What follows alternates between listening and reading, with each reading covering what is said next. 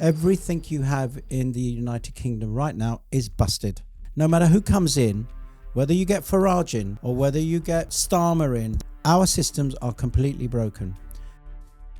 There's a long history of stuff that you have already done in your life, including hotels, promotion in the world of boxing. You ran for mayor. Yes. And you've got really big plans. You want to run for Prime Minister. I want to run if the public allow me to run. The minimum wage is a disgrace, an absolute disgrace. How this government can come into power and tell us that, oh, we've just put 25p up on the minimum wage. How do people live? People are not living in economic freedom. I said to you, my goals were transparency, not secrecy, prosperity, not poverty, homeowners, not homeless, and champions, not criminals. Yeah. Where is the prosperity? There is poverty. Congestion charge. Every Ridiculous. city has a congestion. And what? Yeah. Get over it. Why are you charging our people money out of their pockets? Nurses that couldn't even afford to do it. Why are we left to pay?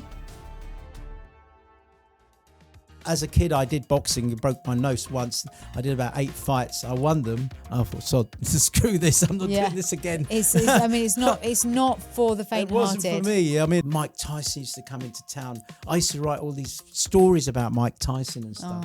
And I thought, God, I wish I could meet him one day. Did you ever get to meet him? Yeah, I've met everybody pretty much. And like even Tyson Fury, we were good friends. You can do anything you want to do. I always say to people, anything you think of today in business, you can conceive, believe, and achieve. These are the 3 things that kept me going in my life. You must believe in anything can happen, and you can make it happen. So Shyam, yes. Welcome to the New Mind, which is a very apt name for this show today because we are in the presence of a person that does things in what would be considered a new mind kind of way, not just in terms of the way you live your life at the minute, but I think in terms of politics in general. You are certainly a front thinker. and what I mean by that is it's very much about trying to solve a problem the way you think. Now, there's a long history of stuff that you have already done in your life, including hotels, promotion in the world of boxing. But more recently, you ran for mayor. Yes. And of London, to be clear. Yes, of London. And you've got really big plans. You want to run for Prime Minister. I want to run if the public allow me to run, if they want me to run, because I am only here to serve you and me, because I want the same things. Yeah. I don't want to do this for myself. There are a lot of statistical people in our game who we all know, and they only think about themselves, and they always will. Yeah. So if you think that you're going to join a party, I want to change the complete matrix this time. I'm setting up an organisation. I'm going to call it City, as the acronym I'll explain to you. And City is going to be for our people. City is going to be your organisation. Within City, you'll be able to meet different types of businesses and people and mingle. And we want to create a system that we all believe and belong into, not something that is already there broken. Everything you have in the United Kingdom right now is busted. Everything. And because of the job I do, I was just explaining to you off camera about the psychotherapy stuff, the trauma stuff. And one of the things that I think is very apparent is mental health services, NHS, health services in general, being able to even get access to see a doctor in person, those kind of things. Yeah. How does City help us to get better healthcare? Well, City is about communication, community, the C. The I is for infrastructure, which I think everything that has been broken has to be re-smashed and start again.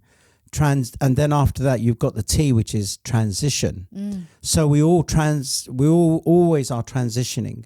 And the Y is the kids. It is a package for a city or a country or a family. And when you say about mental health and stuff, the one thing that I am angry about more than anything is that this health service, which I think is a fantastic service around the world, it could have been massive, is really are being allowed to be destroyed every single time. No matter who comes in, our systems are completely broken. Whether you get Farage in or whether you get Starmer in, or they don't care because they've got a broken system. They are not prepared to fix it because they know that they can manipulate the money. Everything stems to the money. The money is like a plant; it grows, right? And it can be natural or it can be created as force. But this is why I created the 4 goals with City, which is transparency, not secrecy. Our country is completely secret. The mayor's office, when I ran, I saw so much damage in there. Money's being taken, no autonomy above his head. He has a CEO who is on like 290,000 something, and that is GLA, which is called Greater London Authority for our listeners. And Greater London Authority is the owner of 51% of Transport for London, where all the money is. Now, all that money seems to dissipate. The mayor's office gets £18.1 billion a year.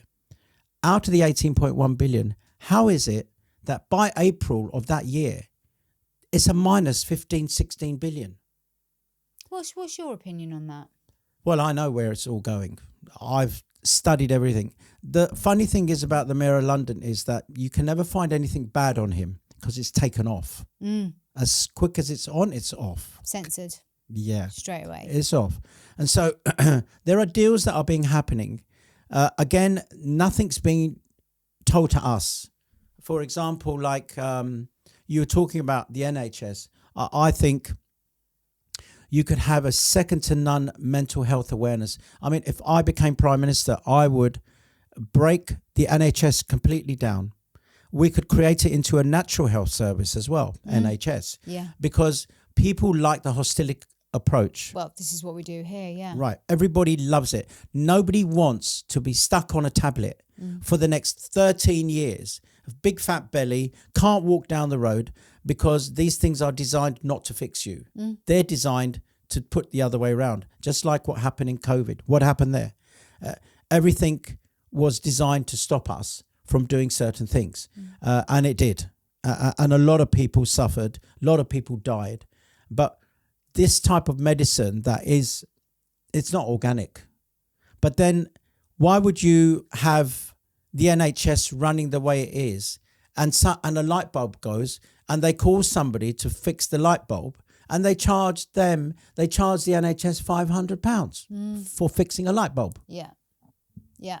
Right? So the money is dissipating. The nurses are getting hardly any good zero money, I think. The minimum wage is a disgrace, an absolute disgrace. How this government can come into power and tell us that, we've just put 25p up on the minimum wage. How do people live? People are not living in economic freedom. I said to you, my goals were transparency, not secrecy, prosperity, not poverty, homeowners, not homeless, and champions, not criminals. Yeah. Well, where is the prosperity? There is poverty because I took 49 people off the streets of London, as you may know. Yeah. And I'm still in touch with these people today, but I want them to get on with their lives. I've done everything I can for them, got them a place with a lot of stress, got them money, got them an iPad. And now they're going to start a business. They've got about nearly £70,000 in their bank account because when they got universal credit, I forced them to put £250 away. The bills were being paid. So they had 500 quid to play with a month. Yeah. So, but they listened.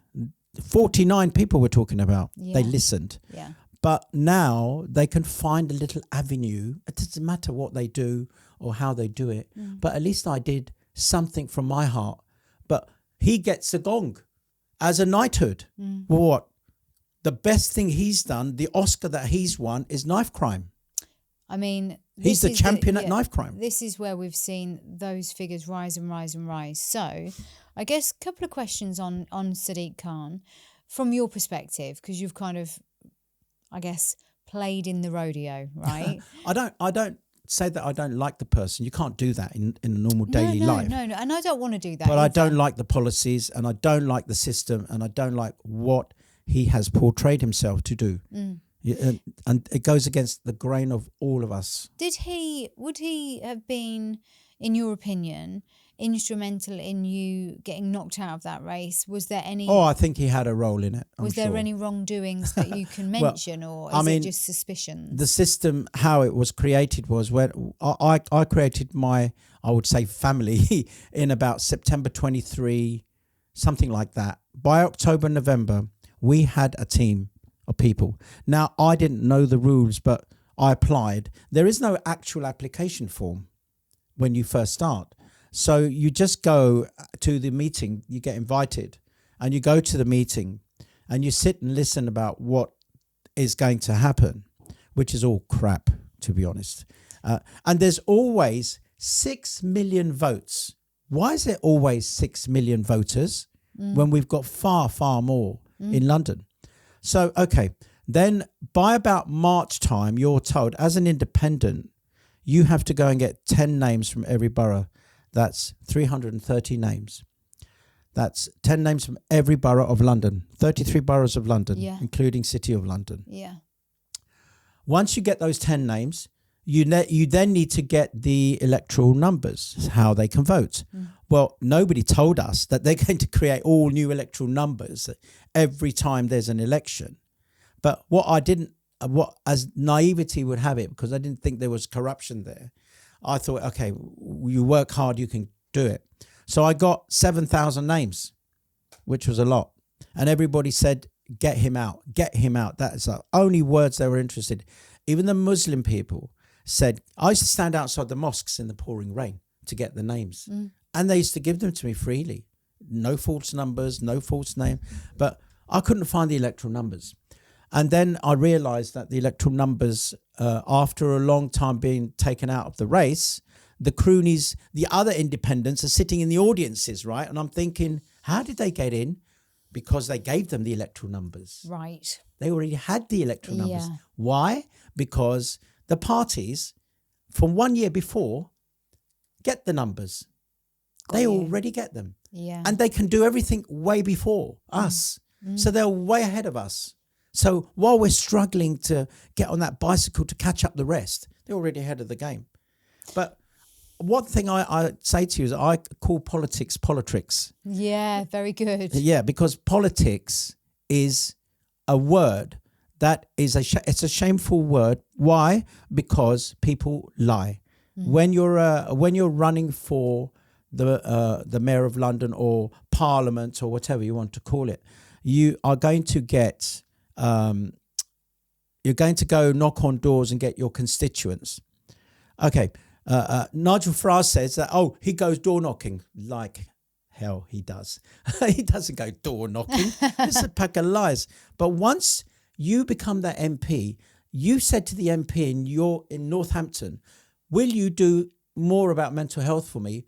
Can you promise me? I've had a meeting with you. You said that you've seen my project, what I do. Can you do the same thing?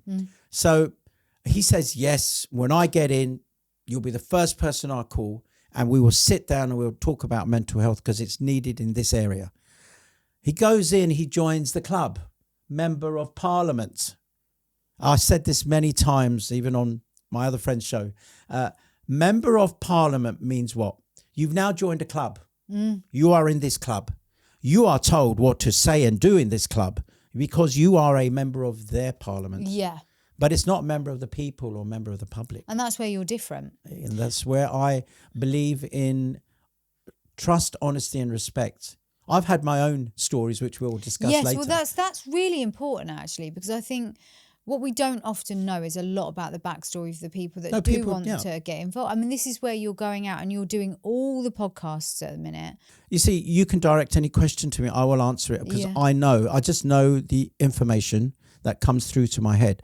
But I won't lie to you. No. I won't give you undocumented information that I can go and have myself hanged because now we don't have free speech. That's right, yeah. Even though our Prime Minister goes to America and tells the new president of the United States that there is, we are so proud of our free speech. 4,000 people went in last year on the riots for this free speech. Yeah.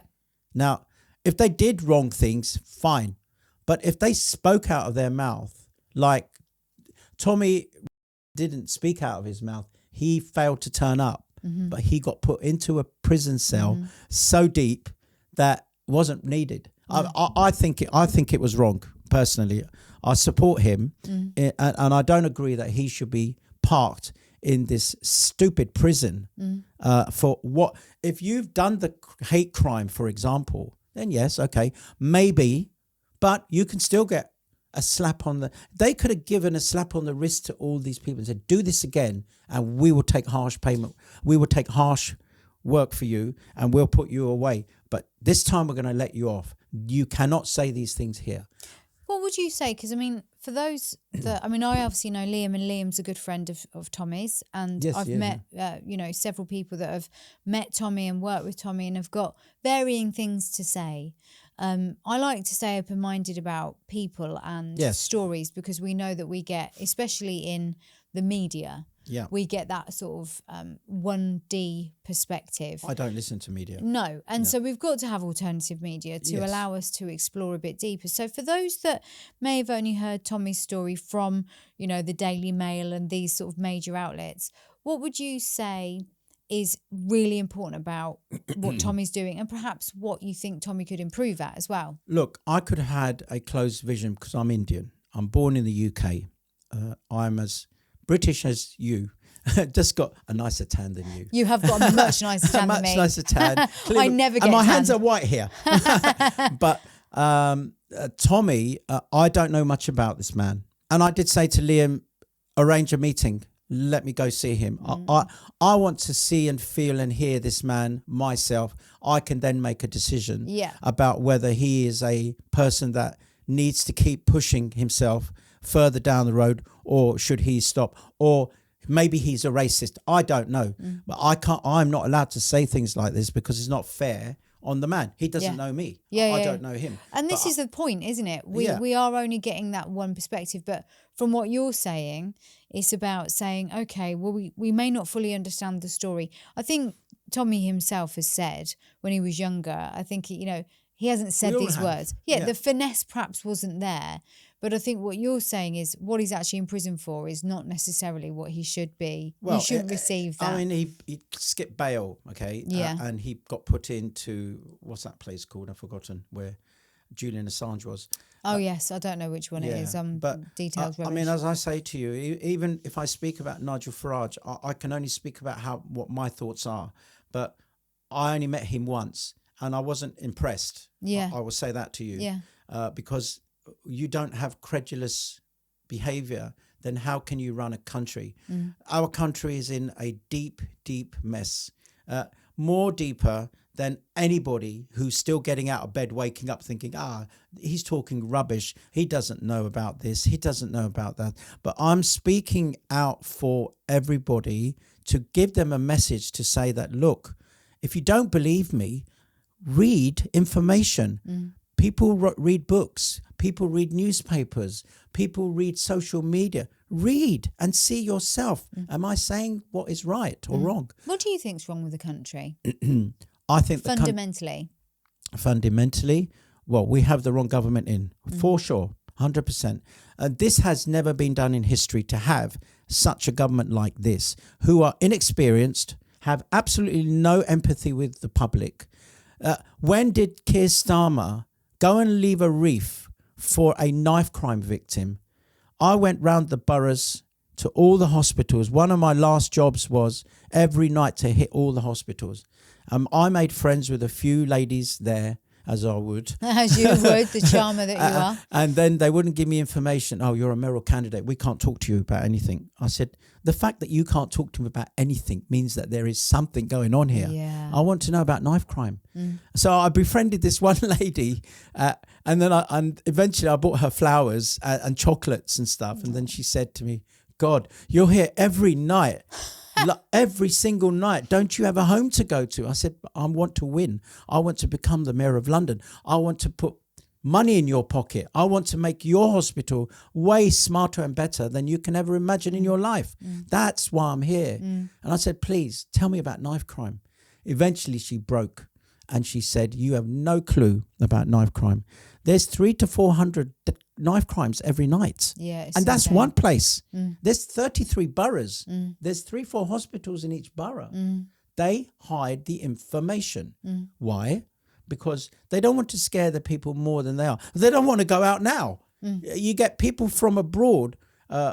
Oh, sorry, Sean, I don't think I want to come to London. I've been told by the travel company to not bring my watches, to not wear any jewellery, to not carry any money. I don't think I want to come here. I can skip London. I'll go to Paris. I'll go somewhere else. Because if you hide things and like they do, they hide things, right? If you hide those things, then how can you trust a party, a system? You said what is fundamentally wrong. There are many flaws, like deep Antarctica all the way down. There are many flaws that are wrong. As I said many times, if I was to become Prime Minister, I would shut down Parliament. I would shut down the House of Lords. I would bring in normal people into our government to create a system and start all over again. Every system must be broken. NHS is a fundamental, powerful tool. We have to have health in our system. Now, as far as I know, it's been abused for many, many years. This is why people like yourself will scream at for mental health patients, etc., try to help them. They won't listen to you. No. Because they're not educated like you. No. They're not understanding the system. People are just being employed for the sake of being employed. This is why Trump must do dodge and get rid of dead people. There are how many dead people they found on the payroll? This is our money. Crazy. This is our system. The fundamental process is that a government like this has to vacate. They cannot run this. And there are no degrees and laws in politics. This is why I say it's politics. They are tricking people into believing in them. And so they then say, yeah, reform, conservative, they're the ones. Forget everybody else. I'm going to close my mind. No, open your mind. Do your research, like the 15-minute cities. How many people have done the research? Well, it's been difficult unless people like us and my other TikTok podcasters have highlighted that the 15-minute cities is an agenda to lock you in your city. You cannot get out of it. You will eventually give up your house. These are the fundamental problems that we have in our country. And these people are allotted to the WEF. They are allotted to all these groups. Why does Starmer need to go all the way to Europe? For what? What does he need to do a conference last Sunday in London? Our money wasted with these people coming over who half of them have left and they won't support Ukraine now. Yeah. So you got to have a sensible person that can give people the direction, not like a Pied Piper, but someone that has common sense and the ability to approach people around the world to explain that what is happening here is incorrect. It has to be repaired. I'm here to fix things. I don't want to be a prime minister for the sake of a name.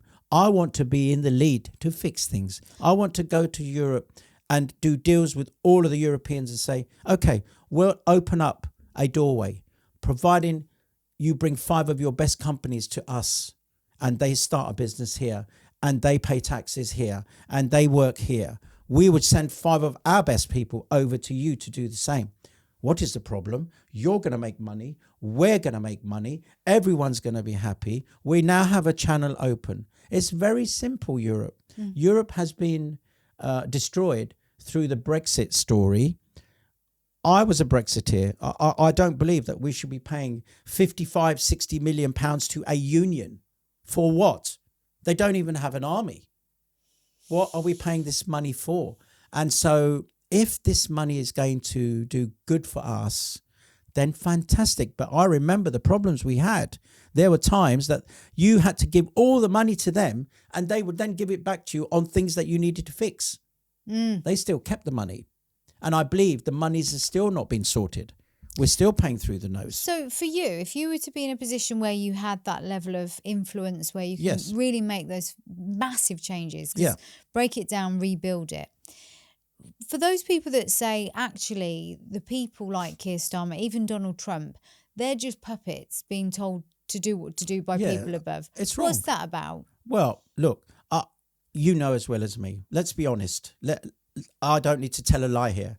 There are probably about 12 families controlling all of this. Why should they control us? How would you be able to step out of that frame? Say that's true, and because we will stop it. We will stop it. How do you do that though? How do you stop? Well, we close down government and we bring our people in, and we start a new world. We start something new. We cannot live like this constantly. Labour goes, Conservative comes in. You get rid of Starmer tomorrow, you get Rachel Reeves as a Prime Minister or whatever. They are lapping up the glory of our systems because the systems are broken. It is time that they are fixed. I mean, I go back to NHS. I think we would have one corporate massive office in London, and we would then do offshoots. Everyone is entitled to go and see their doctor. It should be like the old days. Yeah. What happened in the old days? You used to just turn up at the doctor's surgery, you put your name in, and you'd sit in the chair. Okay, you might have to wait. You have to ring up at 8 o'clock in the morning. I know, it's actually ridiculous. And if you're lucky... If you're lucky, you get to see someone. If not, it's a phone call. What if you're dying? You're really sick. You can't... You live on your own. What about all these poor people that have nothing? I know. And they're suffering. We should not even have homelessness on our streets. I want to put people in prosperity. I don't want them to be in poverty. I believe that we can if we amalgamate together, because the union is us. It is not a union that you go to work for. Look how powerful the unions are in the US.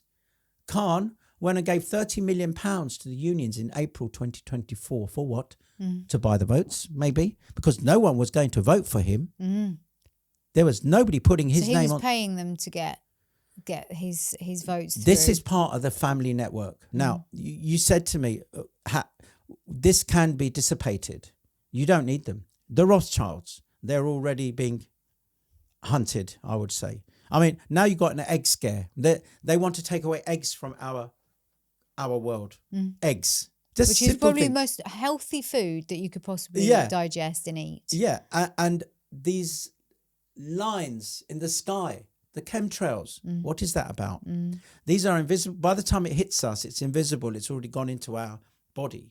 So things like your business, mental health, I'm very interested in mental health, because I used to go to the hospitals. I used to go visit the little kiddies, and they liked this Lilo and Stitch thing. Yes, they love that. Yeah, and I used to buy them that. And the father would say, play with your iPad. He said, no, I want the Lilo and Stitch.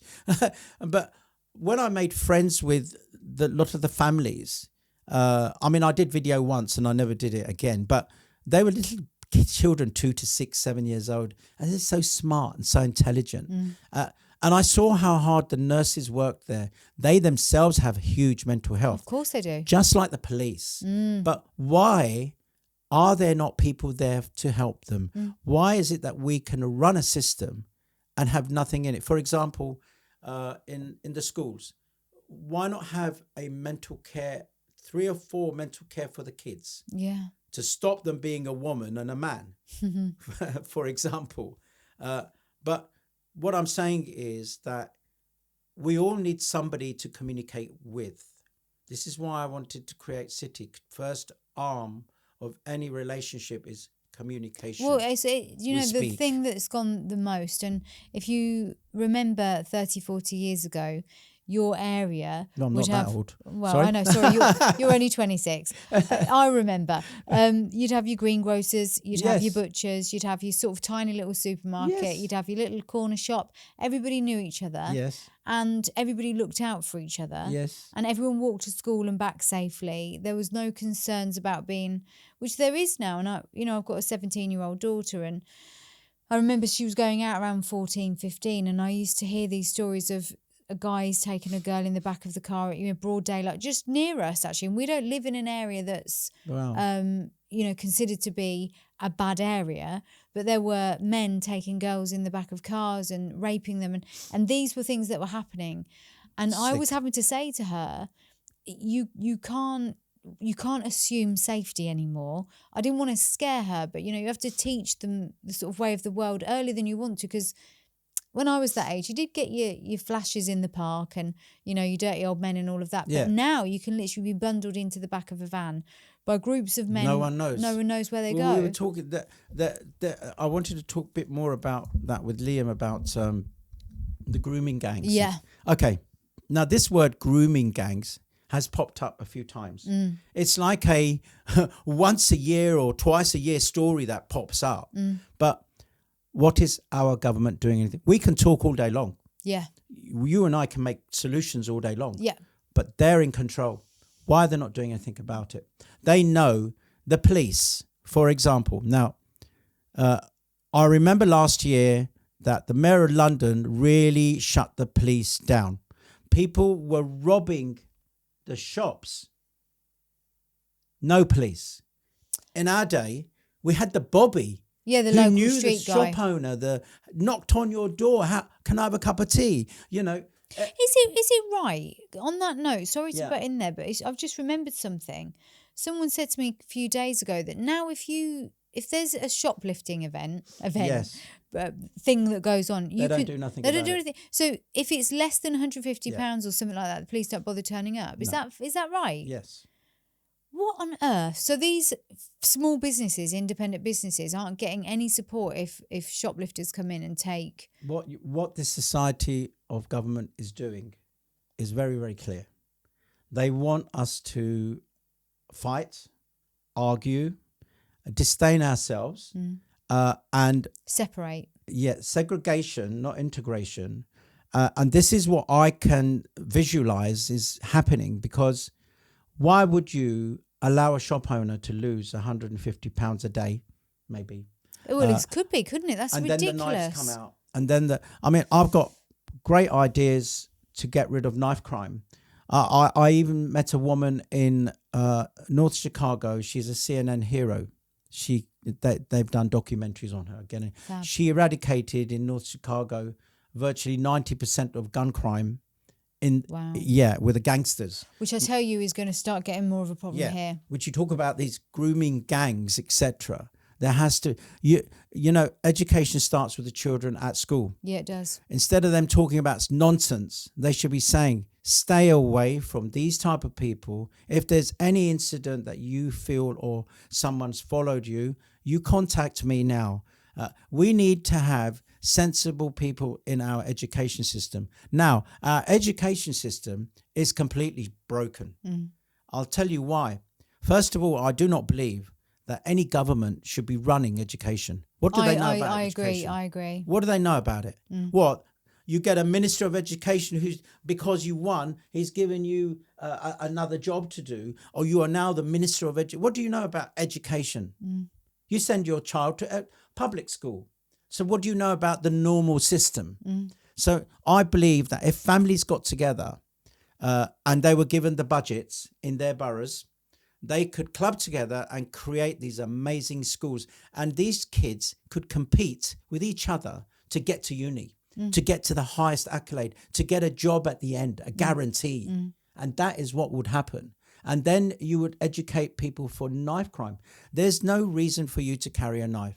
I would bring back capital punishment. I'm sorry. It is a must.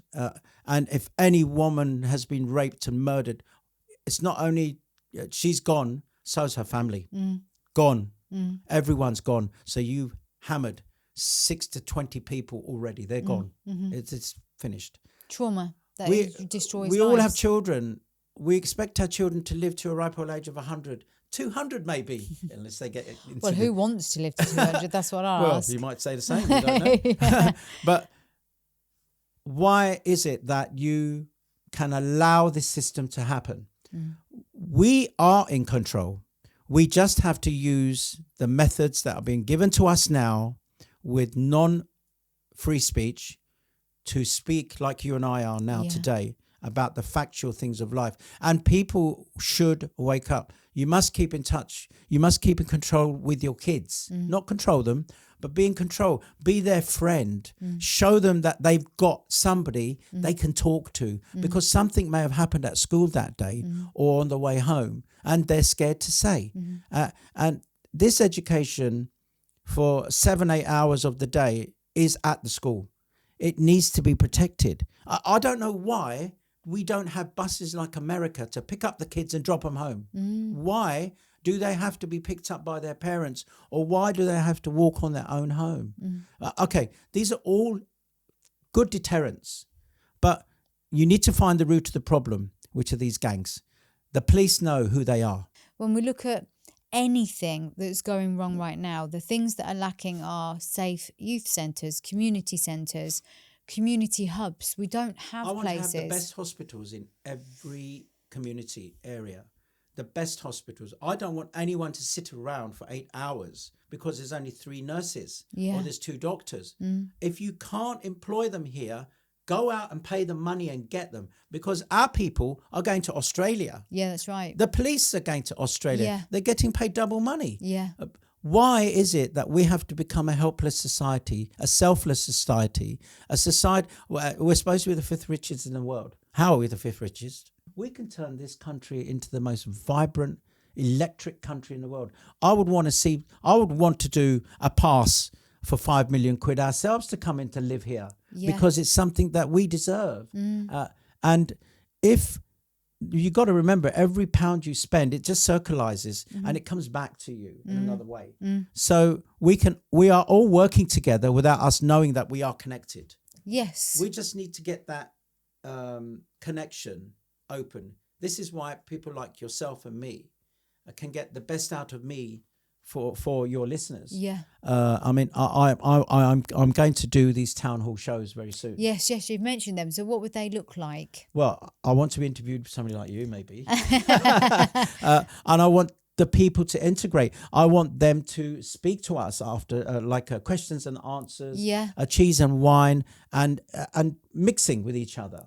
Well, it comes back to community every time. Everything you've said points to rebuild communities. Yes. Because what we have now is a problem with, so Northampton as an example, there's potholes everywhere. Oh, don't even start me. I know, honestly, it's a daily thing where you just like, are my tyres going to survive today, you know? Yeah. There's potholes everywhere, there's rubbish everywhere. Yes. There's fly tipping everywhere. None of the sort of external council areas are maintained. No. There is a knife crime problem in Northampton, like most towns and cities. So why are you paying your council tax? Well, this is the same question I ask myself every day. Why do I pay my business rates here? Because it's filthy outside. I've seen. I know. And I literally say to people when they visit as a guest that aren't from Northampton, I'm like, just be aware you might feel like you need a wash when you leave, because it's filthy.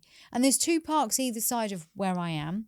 It used to be a very affluent area. We've got 2 beautiful parks. We've got the racecourse, we've got Abington Park. And in between, it is like a lost city. It's absolutely awful. And I know this is in a lot of places, but our town centre just been refurbished. What they've done is they've relaid load of brick paving slabs. They've put a few wooden huts up into a market square, which only 30 years ago used to be thriving. You know, it was the pinnacle of the community. We had such a great town. The community centres were there. You could play out in the street. You know, the rule was come back when the lampposts, you know, they've gone on. So as soon as the lights come on, come home. And everybody knew each other. Now we've lost that. But everything you're saying, the we town can bring hall, it back. Yeah, it's all about community. If we can club together and be a strong force, a community, I think this is why I'm going to get I hate the word party. I want to get this organisation up and running, and I want everyone to come and join. It's only going to be 45 quid a year. It's just to help maintain, but that money will go back out to the communities as well. Yeah, if they don't want to do anything, we will. We're not a government. No, but it's about sorting it out. Yeah, I don't want to wait. People like yourself need to challenge the council and say, no, we are not paying this council tax. Want to give me a liability order? Doesn't matter, I'm not paying. Do it. But we will not pay you until you fix our city. And if you haven't fixed it, we're not paying you. Well, we don't want to pay you. But that takes everybody doing that. That's the problem. I said to people on the cameras, don't break the cameras, just don't pay. It's very simple. Yeah. You don't need to go and get yourself arrested or damaging criminal damage and then throw yourself in prison. You've just now made your family a loss as well. You've done everything wrong. So just don't pay. What can they do? Yeah. Send a bailiff. Now, going on to that, where's your contract with the council tax? You don't have one. Have you ever signed to say that I, blah, blah, blah, will pay every month £250 to you to fix my roads, pick up my rubbish, etc., clean my gardens? Where is your contract? Yeah. If you don't have a contract in law, then how can you pay somebody? And then how can that somebody, because you didn't pay after 2 weeks, call a bailiff? Yeah. Where's their contract with you? Yeah. And everybody I urge to look on the webs and internets and TikTokers to do this, because there's so many things that we don't know that we just get scared. Yeah. Like this lady I saw last week in London, she has a big property and is paying like, I don't know, 150,000 a year. Just business rates. It's crazy. Business rates are insane. How are businesses to survive? Well, that they don't want you to. That's the thing, isn't it? Right. You want the small businesses VAT. out. What is this about? As I said to you before, I want to give people no tax. I don't want them to pay tax. Yeah. The people that are working for people, I don't want them to pay tax. I want them to live in economic freedom. If they're earning 80 grand a year, great. Yeah. It's yours. Yeah. Keep it. Go buy some properties, do other things, give your family economic wealth, make them prosperous. Now, how do you do that? These taxes that we are getting are being used for wars. Why do we have to be the back foot of a country when we can be the front foot of the world?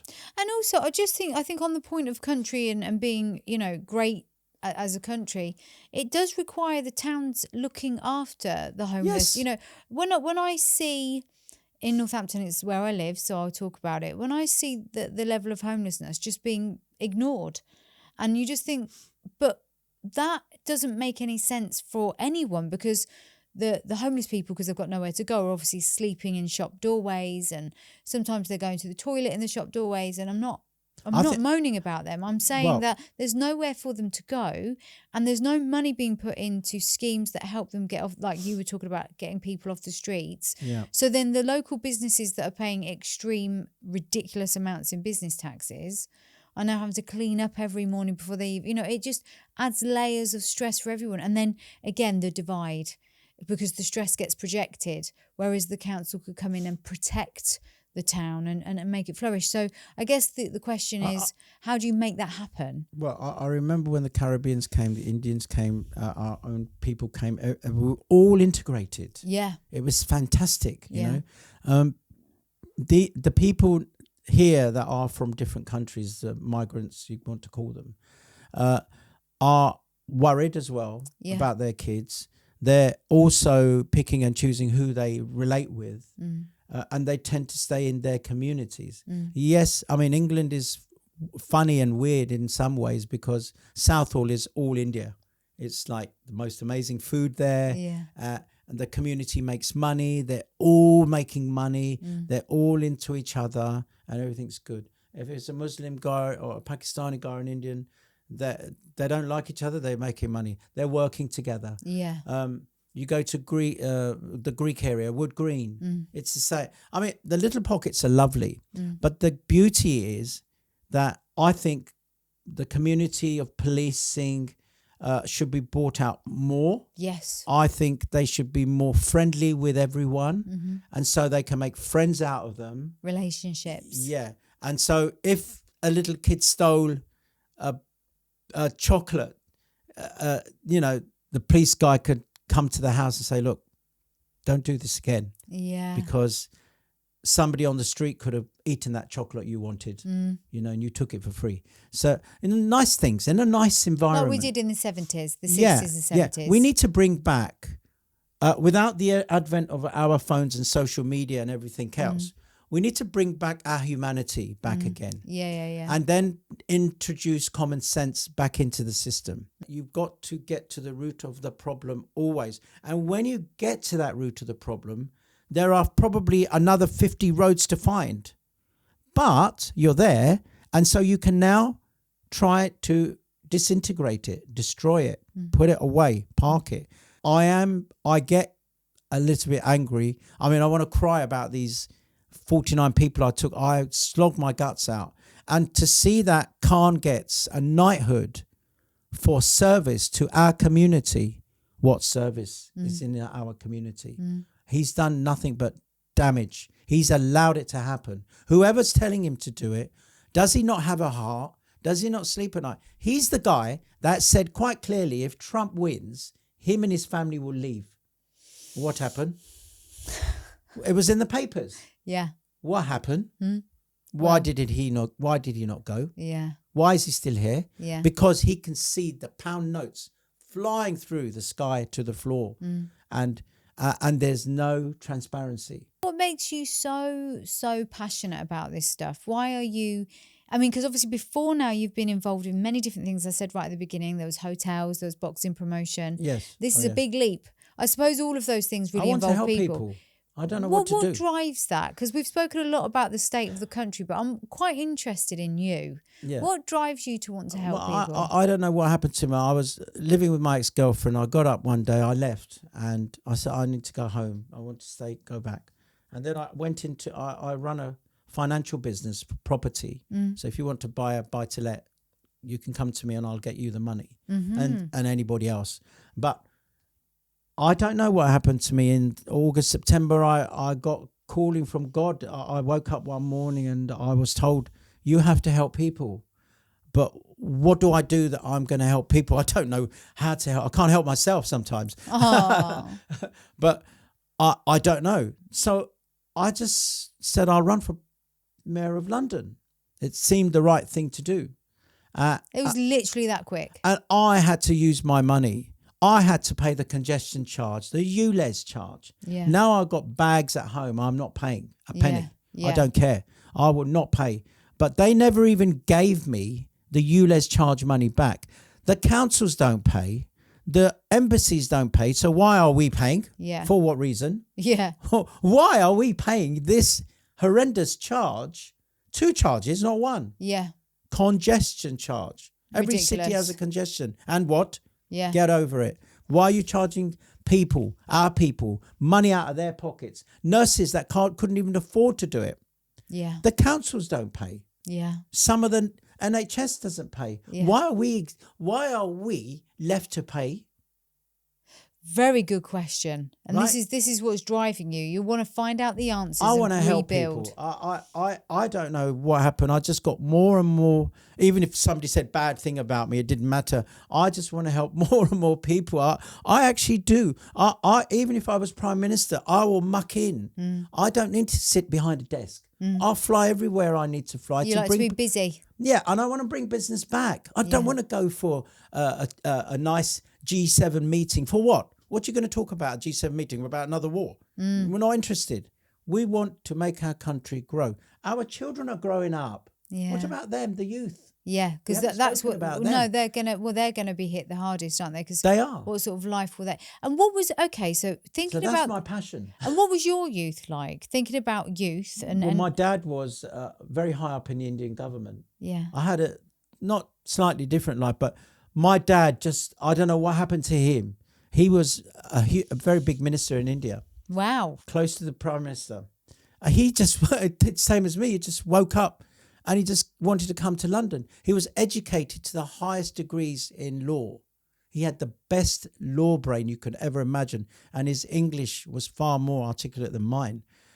He could speak better than the king. And he knew everything about that. And he just said, I'm done. We're getting nowhere. It's like banging my head against a brick wall. I want to help people. I have power, but I can't use this power.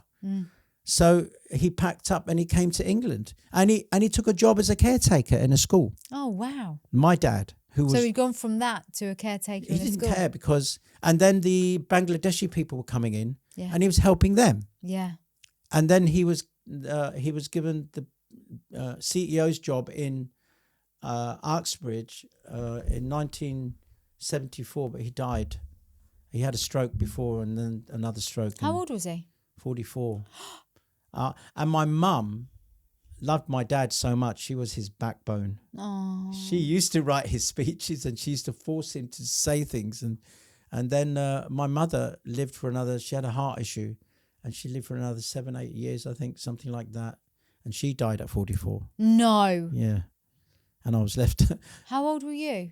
young. How can you remember how old? I don't know. A kid? Kid, yeah.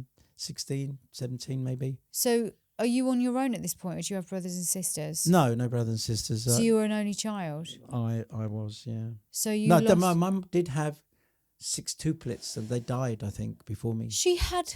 Yeah, I think that's how the heart thing happened. So...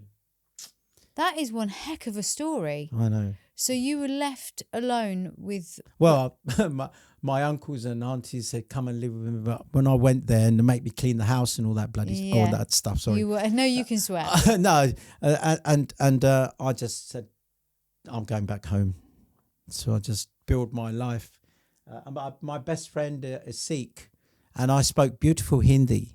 When my mother's taught me, my mum and dad's English and their languages were superb. Wow. Because I remember when my dad had time and he would teach me some things, he'd put this stick on the table and I used to look at that stick, but he'd never use it, of course. But this is discipline for kids. You know, every child is innocent, you know, and I would like to have helped all the kids as well because I want to see the empowerment of women and children. I think people have got a lot to give, but they're very inhibited and they're told what to do sometimes. And so they lose their confidence. I say to all the women, you know, 2 words. Yeah. Get on with it. Yeah. Look at you. Look how you've grown and you're giving back to the system. People can't see that you're actually giving back to the system, but you actually are dedicating yourself to help people. What else are you doing? You're not okay, you're making money and what? Everybody has to, but look what you do. People should praise you for what you do. Mental health is a disaster street. Yeah. Well, do you know what it is? It's what people don't realise about mental health, and I think this is where the services lack. And this is probably, if I think about you as a 16-year-old as well, think about the level of trauma that you've gone through at 16 to lose both parents. Yeah. It's hard for people to talk about, but ultimately your brain isn't fully developed yet at 16. So it takes until 25 for the front part of the brain to develop, at least, well, between 21 and 25. That's the executive function. That's the CEO of the brain. Yeah. And that's the bit that does your logic and your planning and your organising and your emotional regulation, creativity, imagination. So when these traumas happen in a lot of these children's lives, be it knife crime, be it broken families, be it abuse, neglect, what's happening is their brains are having to adapt and then their bodies have to adapt. So they stay in this state of hypervigilance or shutdown, depression. When we're in hypervigilance, our body is preparing for a threat all the time. So that anxiety is taking over. If you're an anxious child because you're being bullied or battered at home or you've lost a parent or something like that, you can't concentrate in a classroom that's overflowing already. You can't concentrate when there's a very sort of, I don't know, let's just say they're not locum, they're supply teachers. Let's say you've got a teacher in front of you. You've not seen them before. They don't know the class. They don't know the unique personalities. And these children are already going through so much. They're not eating properly in the mornings. You know, they're having a Red Bull and a packet of crisps before they start their day. They haven't got good, healthy food in them. They don't have strong leaders. They don't have community centres where they can go and talk. So, you know, going back to your story and looking at kids now, with everything, it's not just the financial implications, the mental health and physical health implications. We know that if someone's in a state of trauma, their body is having to work harder just to stay alive. If they've not got good food in their belly as well, so their body is in trauma, they're not eating well, they're not sleeping well, they don't have support at home. Who knows what's going on behind closed doors when they finally get home? In the school, they're not getting their needs met because there's too many kids in the schools. Yeah. The teachers, a lot of which are supply teachers, particularly since COVID, don't know the kids well enough to be able to see them and hear them and feel them and cherish them and nurture them.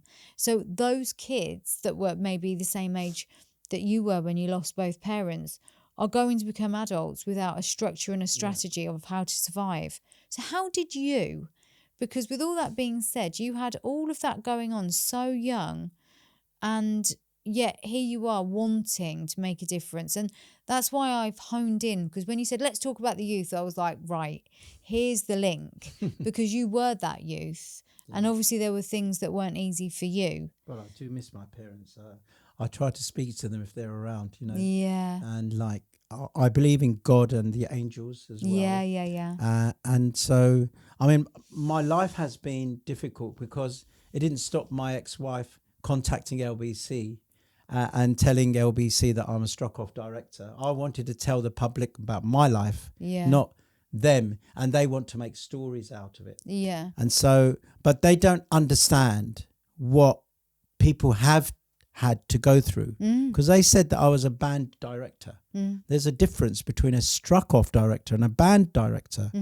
And they don't know why, but I had hotels. Yes. As I'll say to you, when I first started, after my mum passed and stuff, I got a job at a big investment firm. I don't know how I did it, but I did. And I worked like a dog. I woke up at 4 a.m. and I went to Whitechapel or wherever it was. And I was supposed to finish about 12, 1 o'clock, something like that. I stayed till 8 every night. Wow. And then I'd get home by 9, have some food.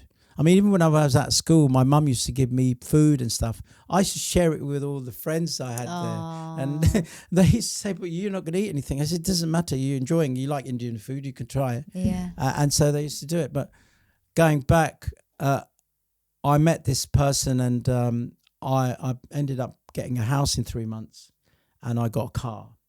And then I met this girl. She introduced me to the life insurance industry, and she said, you're mad doing this. I said, but I'm doing okay. I've got a house already. In those days, the houses were cheap. They were nothing. So I always woke up in my mind and thought, doesn't matter how sad things are, but you don't have a family now.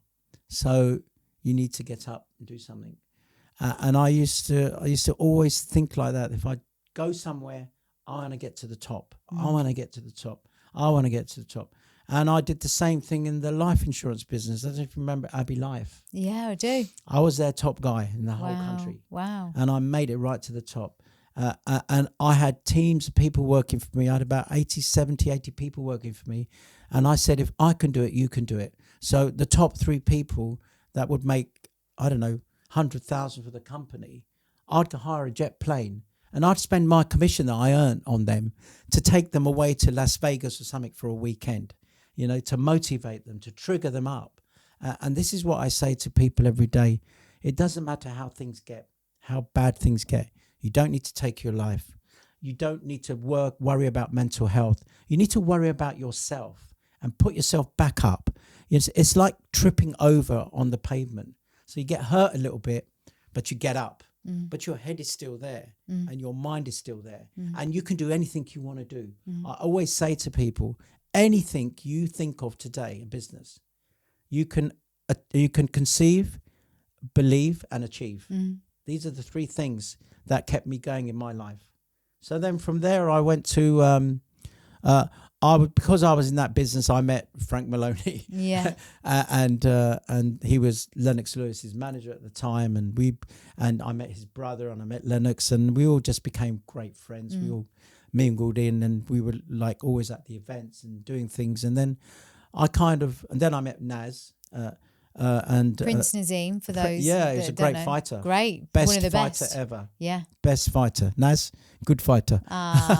But the thing is that you must believe in anything can happen, and you can make it happen. So you meet all these people, and then you decide, I want to do this. Yeah. So I then ventured out, and my kids are abroad, and then I met this guy Peter in Australia, and I said, well, why don't we start doing some shows together? And he was he was into it. He's in the Hall of Fame. And so we decided to do these shows, UK, USA, Australia, And we did about 20, 25 shows, something like that. I mean, so it was considerable, boxing promotion for 25 shows. That's no mean feat when... Well, it was difficult because it's like one every 3 months. Yeah, it's a lot. And like, this is just from really sort of so meeting... Yeah, but it feels like you sort of meet Frank, now Kelly. I hope she's well. And that for you was like, I guess what I'm getting from this, and I just want to hone in on this point, is that you've been in, investment, then insurance, and then life insurance. Hasn't stopped. Then boxing promotion, because it seems like you see an opportunity, you realise your potential within that opportunity, and you go for it. I used to motivate the guys to say, look, I can do... If I can get to the top of my business, you can get to the top of yours. Yeah. I mean, I as a kid, I did boxing. I broke my nose once. I did about 8 fights. I won them. I thought, so screw this. I'm not doing this again. It's not for the faint-hearted. It wasn't for me. I mean, I loved it. I did win. And the guy said, you could become a great chap. I said, I don't want to be. And as a kid, I used to go to when Mike Tyson used to come into town. I used to write all these stories about Mike Tyson and stuff. Oh. And I thought, God, I wish I could meet him one day. Did you ever get to meet him? Yeah, I've met everybody pretty much. And then like it's even Tyson Fury, we were good friends, before he made it. I took him to the temple in Neasden, he'll remember. Yeah. And from there he just accelerated, he flew. But the thing is this, that what I'm driving at is that, I mean, after this, during that time, I had an opportunity to buy a hotel, a small 23-room studios in Paddington. And this guy couldn't get it. And I was in finance and I was in with all the big guys. And I said, look, I found this place. What do you think? And they said, it's a fantastic idea. I mean, there was, I don't know if you remember, on the buses in London, it said, buy your own hotel room. Yeah. Yeah. So that was a guy called Johnny Sanderson. And I was already doing my thing. And because I had gone to the US and I'd done a lot of stuff there. And then I thought I'd bring the concept back here. That was another story, another day. That's just an unbelievable story. So I bought the first place, and I really didn't know. I thought it's just like renting rooms, but except it was renting like every day. Yeah. £100 a day or something like that. Yeah. And it was all kitted out. Everything was done, and that was turned to just give you an example. In year one, it was doing like 100,000 a year income, 23 rooms, right? I turned it into over 550,000 in the next year.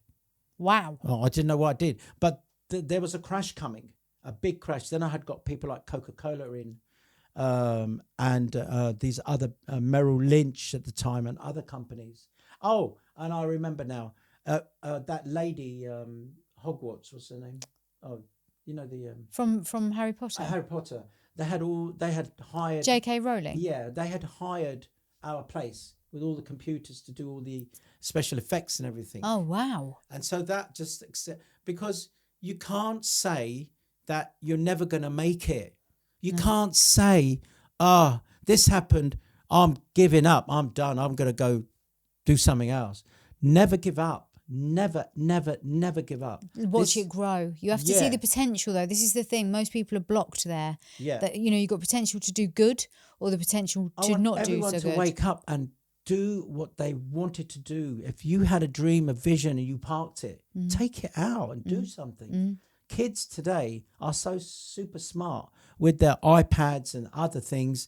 They're way ahead of us. Oh, yeah. Way ahead. Tell me about it. And they're almost like robots. They know what to do. I mean, straight away. My friend's son has just got a contract for gaming. Yeah. It's like offered him like 800,000 a year. Crazy. For a 16-year-old kid. Yeah, it's insane. I know. It's insane. It's not the money. It's here. Yeah. And this is why I've tried to keep my mental health safe. Yeah. I've been through a lot. Anyway, I bought that hotel.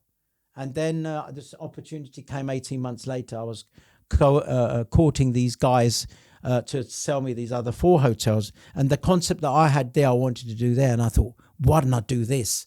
And so I thought it's a great idea to do it. Let's do it. Let's try it. And I don't know, everything just fell into place. 7 banks lent me the money. But that's where my problems began. Right. The borrowing. I borrowed the money, and my plan was to do the places up. The markets crashed. Yeah. One bank came after me and said, "Oh, he's taking the money, he's making hotels," but they already knew that. And this bank, I went to them and I said to them that I want to do this. This is my project. Come and see. Mm-hmm. Oh, it's a great idea, but it's not for us. Mm-hmm. I don't know. Some guy came and said, "Shyam, I can get you the money. I'm joining this group." I said, "But they've said no to me." Mm. I said, "Don't worry about it. I don't know what he did. He got me about 5 million at the time.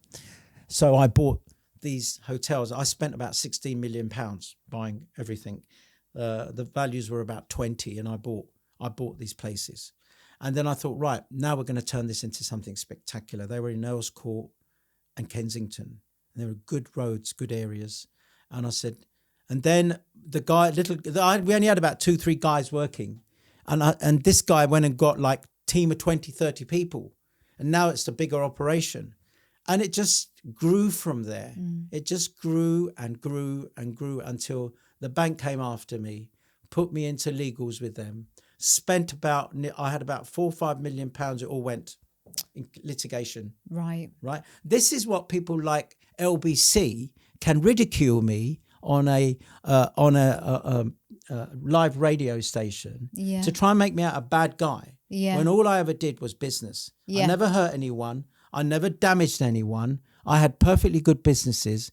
I used to work my guts out. I was there 18 hours a day, 19 hours a day fixing because all the buildings needed work. Oh, God, yeah. Right? I mean, I've got this one and that is forever needs work. And then after that, another bank came after me and that bank destroyed me.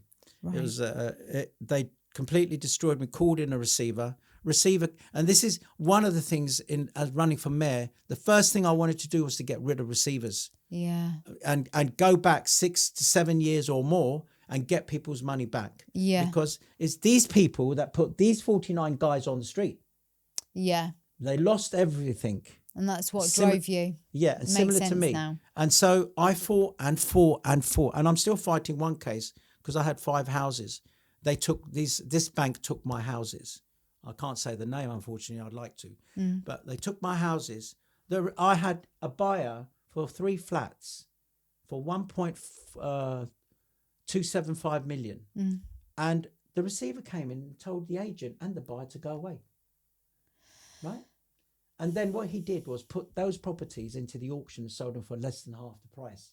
And a big house I had that I used to own. It was a beautiful house where I used to have my sports friends come and other people and I lost it and I was in tears because I had that house for so many years and like I did nothing wrong in this system and it's the system that is broken. Yeah. These guys come in and this guy sold my hotels for 16 million, the money I owed, pocketed 1.4 million for himself and the properties were 40 million. He paid these guys this money.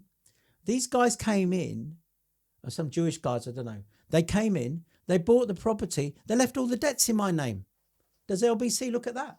They left all of the debts in my name, put all the properties in their name, and every month or so they were paying my banks off the money. Wow. That is fraud. If that isn't fraud, what is? So LBC, what's their problem with you? I don't know. My ex-wife obviously had a problem with me. Yeah, she because they said that somebody made a complaint from Essex and Fulham.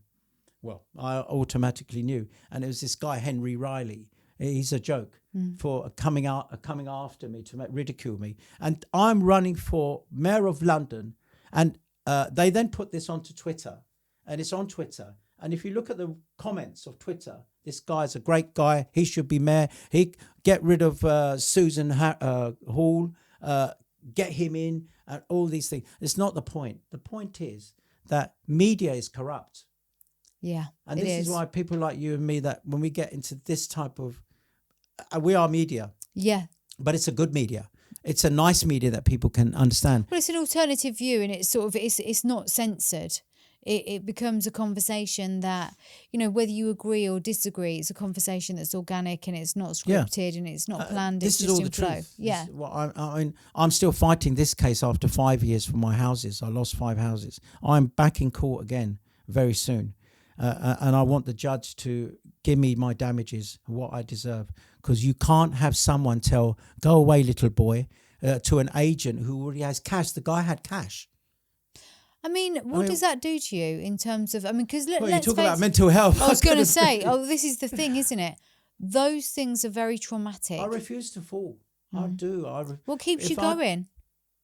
I don't know. I've got lots of energy. I don't know where I get you it from. have got lots of energy. I can guarantee that. I've got lots, and now I'm looking to settle down now because I think I do need somebody to sort my life out for me. Are we a woman for a date? Dates, yeah. well, that's another story. I need training for that. well, there's a lot of training that goes involved. The world is a very different place for dating now. I know. It's not like it used to be. You can't just meet someone in apps. Can't stand them. No, I mean they're very, all very fake. Well, you see the thing is summer. What summer? Yeah, and what we're lots of catfishes, but what we're lacking, it's true, isn't it? People have got photos from like 20 years ago, and then you meet them in real life, and you're like, hello, is that who you really are? No, but I think one of the things that we're missing is, it goes back to community, the local bars and restaurants where you'd see that same lady over and over again, or gentleman, and then you might go up and speak to them and build a little relationship. Yeah, and you might have to be rejected, but if you weren't rejected, you'd have a friendship. Now it's changed, and I think you've got to be able to understand how to play the new game. And if you're not used to that, it can be a bit of a dark hole. I'll be honest with you. When I was running for mayor, I decided, because God said to me, you need to help people, I just decided not to see engage. any women. No. And I met so many women, loads. I met loads of women that even invited me out, and unfortunately I did not turn up one day, but I know it was bad. But because I had all these events on, my head was spinning. Then I was worried about these homeless people. I've got to go and feed them, because I used to finish all my events. I used to have like 3-4 a day, or Monday to Sunday, just fully booked. Yeah, fully on. And when it got after March, I spent less than 3 hours of sleep. I had 3 guys with me, and they all slept at my house. I said, come on, we got out at 9 o'clock. We've got to go back on the door knocking. We've got to hit the doors. We've got to do everything, hit the businesses. And we're spending 20 hours a day out. Really working hard. Yeah. And so I didn't think about women at that time. Well, it's probably not the right time to even begin to look. I didn't get time. And, it's like, it's hard. But taking these people off the streets of London was the hardest thing I've ever done in my life. I mean, I see them and I cry because it's so upsetting. Yeah. Like when they all got their houses, they got their little flats, and they each time it happened, they just bought some Kentucky Fried Chicken. Aww. And we ate there, and then they started to cry, all of them, and I said, what, this is wrong. And everything I've done for them, they've said, please, can you help us? I said, no, I've done this for you. Now you've got to stand on your own 2 feet. They didn't even want to come to the council with me. They sat I got the cabs to come and pick them up. And when I got there, the woman, I've said this many times on this podcast, the woman turned up and she said, these dirty, smelly people are here. How dare you bring them to my council? I'm calling the police on you. You're a breach of the peace. You're disgusting, she said to me. I was in my suit like this. And then when these guys didn't want to go off the street. And I said, I can't do this anymore. I cannot come here every night. Go get the food from Essex, from 3 restaurants. Come here. I've just blew my lid. And I said, I'm not doing this anymore. You're not staying here anymore. You're getting a house, and that's that. And you're going to start your life, and I'm going to be out of your lives. And you're going to get on with life. That is my vision for you. And then I forced them to get in the cars. They turned up, and I said, you stand behind me, 5-10 rows. I don't care. Do not say a word, not one word. Even if they ridicule you, the police turn up, say nothing. And they stood behind me with their heads down like this, with their hands behind their back. And then this lady, she couldn't have done a better job for me. She called the police. Several police turned up. I think I always get it wrong. 2, which is the highest one? 2 inspectors. No, 1 sergeant. I can't remember. Something like that. And this guy came in. He was like, had a white shirt on, police badges, and like he came in, and I'm like standing here, and he's standing there by the door with all his other guys, and she said, look what he's done. He's brought these dirty, smelly people into our council. And he just looked at me, and I thought, oh God. Then there was, I don't know, free speech didn't come in then, that part. He looked at me, and he just put his arms together like this, and he shook his head, and he looked up in the sky, and he looked at the lady, and he said, if I see that you have contacted us again about this guy, I'm going to come and arrest you and all of the people that called. You've called us 16 times to come here and said that he's got guns and stuff. And they came with armed police. Oh my There's like life. police cars out. There's like, I don't even know what was happening. It's like an accident going on. And she got really scared. And then I thought I've caught his attention because he looked at me and did something like that.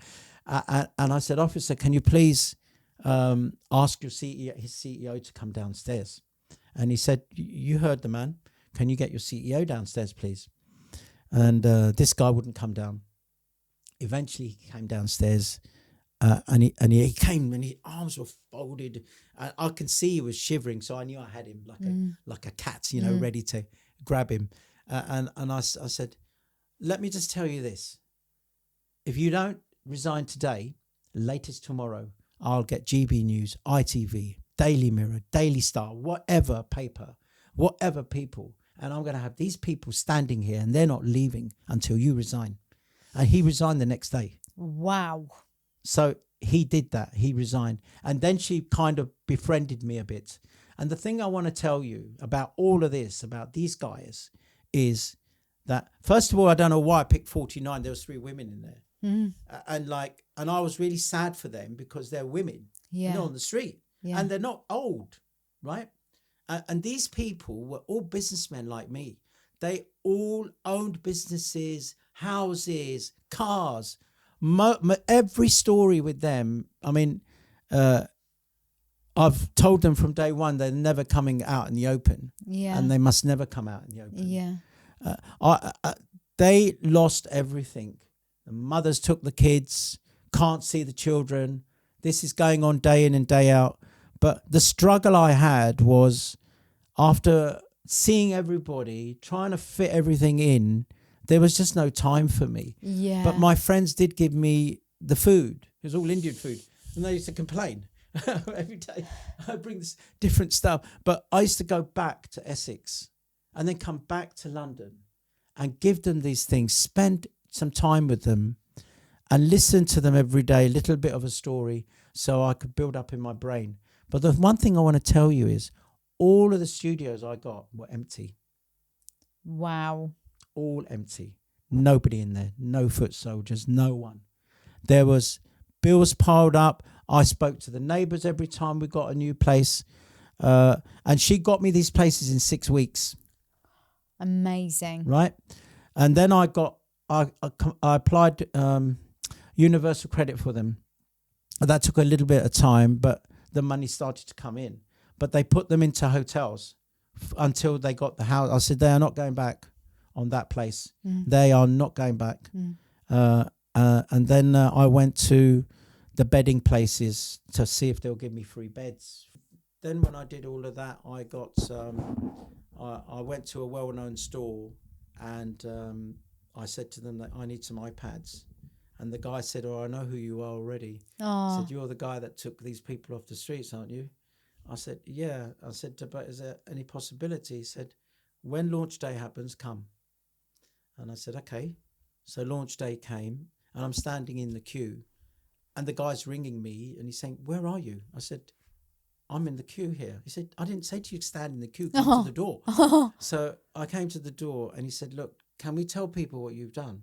I said, no, please. I don't want any. And he said, take anything you want from this store for yourself. I said, no, I don't want it. I don't need it. I do need it. I wanted iPad and whatever there was. I would gladly take it. And I was thinking of taking it and then getting the money and giving it to them. Yeah, yeah. Because to me, it was a charity. And if you're going to take a benefit be it a pound, it's not charity anymore. You've taken. I remember how many nights. I didn't go every night. I went 3 nights a time, but they appreciated me.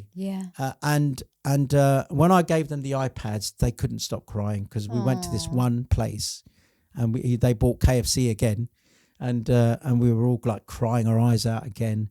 And I said, now I want you. You're getting next month. You're going to get $750. Put $250 away in a bank. Just 5 of you. Oh, can you be? No, I don't want to be part of this. This is my gift to you. Let me please have my sanity. Just park £250 of your money into that account. Just do it. And it's what, I don't know. I think it's about 12 and a half, 13,000 for about 6. They've got about 65,000 in their bank now. Wow. Now, and I've told them over the months, go start a business. Do something. There's 49 of you. You're all friends now. All of you have made friends. There's a little community from on one its guy. own. Yeah. And so I've given you what I can give you, and I don't want to give you the help and then not be. I can't do it. I don't have time. And I want you to stand on your own 2 feet. You're not babies. You got to get up. You can go to the shops and buy food now. You've got a fridge there. It's like the bed company gave us all the beds. It's really lovely. I was just so happy that I did something that I can look back on every day and remember the pain and the abuse I had to take from them. Well, I know they're on the street. I'm not going to fight with them and stuff, but and the stories I heard are just embedded into my brain. There's so many. But I remember all of them, and I wish them luck. And I don't want to see them anymore, to be honest. No, I just don't, because like it's like they call me every time something they want to discuss. Happy to give the advice, but I don't think I can manage that. No. And I don't think it was my job to have done it, because I don't know what I was doing. But you did something really positive, and I think that's you all over. I think where life is dark, you bring a little bit of light. And I think your intentions are always to be helpful, to be supportive, and to see the bigger picture. And I think, if nothing else, people will have got from this particular episode that you're a man with a plan. That when life has been hard and tough, when you were just a kid as well, and it's sort of been tough. You've encountered loss. You've encountered, the kind of legal system when it comes to business and finance. So corrupt. The corruption of it all. You've encountered politics, or politricks as you call it. You've encountered that building of a small community with these people that you took off the street, and whatever you put your mind to, and boxing as well, we mustn't forget that. Whatever you put your mind to, it seems that you go in with a plan, you make friends, you build connections, and I think that's what you're really about. It's been a really interesting conversation, but we do have to draw it to a close at some point. We could be here for another 6 days, otherwise we'll just wither away like I've got plenty brood. to say. This is only the beginning. I know, and this is the thing, that you are getting around and you're doing what you need to do, and you're going to do these town hall shows, and you've got so many plans. I would love the public to support me on this. Yeah, that's why you're doing it. Amazing. I want to, as I said, I want to bring out somebody famous who doesn't want to come out yet. Yeah. And somebody like you could still interview me. I need somebody to interview, because I want live interaction. Yes. It's a shame that we couldn't have gone live on a big channel. Yeah. Because it really works a lot. I think that's what you're looking for, is that human connection in the moment. Yeah. My job is to help our public. Yeah. And yourself, to get them on without the need of mental illness to intercept. I want people to wake up and say, come on, let's all get together. Everybody knows 5 people. I have this slogan always: one person knows 5 people, 5 people know 5 people. Yeah, it's a cascade. Why do you need to advertise when you know 5 people? Because they can tell them about you. Yeah, that's right. And what you can do for them. Yeah. And then the word gets spread around. So I want people to understand that I'm a normal person and I tick the same way. And if I want to be the spokesperson for the public, I want to do it because I can. I don't have any heartfelt feelings about money and stuff. They will come. But it doesn't need to come like 100 million and you fly on a plane to meet Musk. He's going to see right through you. And this is what happens. People get greedy. They get selfish. They're all about themselves. They want me, I. Put yourself forward first for once in your life and take 49 people off the streets of London and see what it's like. Yeah. It's painful. Yeah. It's not easy, but it's a wake-up call for me. That woke me up more. Yeah. And that's why those experiences are so rich, not because of the money, but because of the experience, because of what you learn along the way. We need to now change this. We need a change now. And that is a good place to end. I think so. I think just it's that simple, isn't it? We need a change. We do. And I know how hard you're working, so thank you so much for being here today. Welcome. Will you please put my social media? Yes, tell us what your social media is. Instagram is Shyam, SHYAM, BATRA, 4, Mayor, MAYOR. And TikTok's the same. X is SBATRA official, with that circle in the beginning. And YouTube is the same, but I don't know how to use YouTube. If anybody can help me learn how to use YouTube. Anyone that wants to help, you know where to find him now. Tag me on YouTube. Yes, I will do. Yeah. Leah missed me on that. Yeah, I'll tag you on everything. We'll collaborate. Yeah. Thank you so much for giving me your time. Thank you.